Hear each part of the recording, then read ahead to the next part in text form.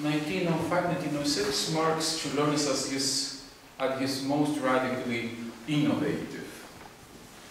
In the light of his music new findings, in the light of his findings of new use of color, of light, of spatial features, line in the painting, his painting also totally transformed. The one thing, we see that it's the same forest, but now it's created of these small abstract details that make up the landscape as something totally new. Čurļonis is not anymore interested in the realistic depiction of the world. He is much more interested in these details or abstracted things that put together make a recognizable landscape. And he wanders further and further away into the abstract world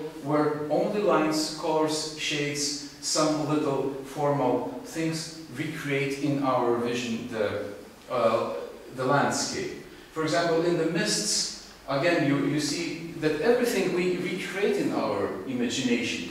But if we look at this painting from the, let's say, cold view, then we see that there is almost nothing that is depicted there. For example, the details, as in the next, the sparks, the details become more and more ornamental, more and more abstract. That it's he doesn't care anymore with the precise depiction of some detail in the painting.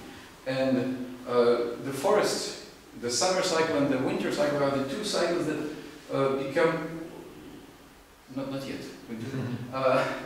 Where you see the play or the interplay of vertical and horizontal, and sometimes colors that you would never associate with the trunk of the tree can play absolutely normally the function of the tree or the trunk of the tree. Bright blue.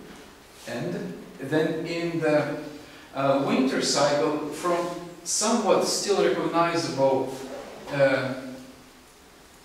landscape, he ventures further and further into the land of imagination, where just patches and forms create a landscape, and then finishes the cycle with absolutely startling depiction of the winter, where you understand that this is winter because he says so.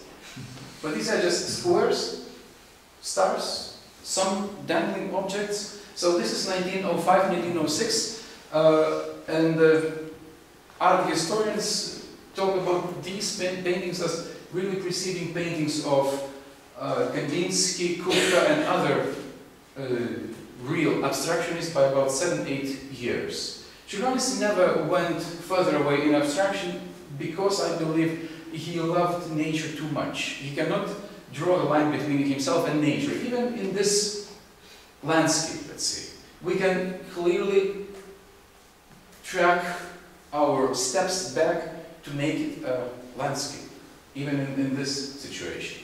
The same with music of the time. He starts, and then when he starts again drawing, let's say, meaningful pictures with some sort of storytelling, you can see that the reality is absolutely transformed.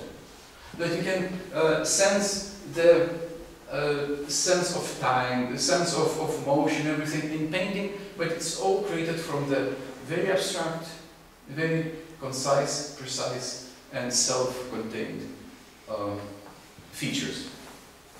Of course, the cosmology is never far away from Čurļonis. This is from 1905, 1906, where again, this is one of, if you remember in your mind the first Rex, this is perhaps about 3 years prior to the first Rex, the first depiction of how it's all built and how it's all stays together.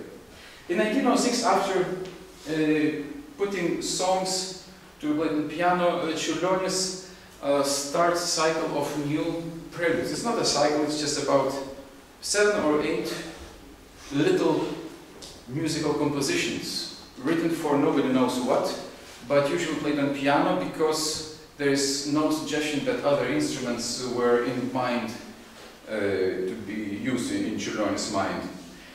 What's very intriguing in them is that at some point in each composition, suddenly, out of the almost atonal or very loosely composed set of notes, suddenly Lithuanian folk song springs out. And then you realize that everything that was written before in very 20th century style, with octatonic mode, with augmented chords, with diminished, unresolved chords and everything else, and with no sense of harmonic center, suddenly you hear that it's all based on some particular Lithuanian folk song. So now you will hear 5 preludes from 1906, 1907, in which Čurļonis rearranges all the musical components, but stays very close to his home and uses the Lithuanian folk songs to create this cosmological, let's say, preludes for piano.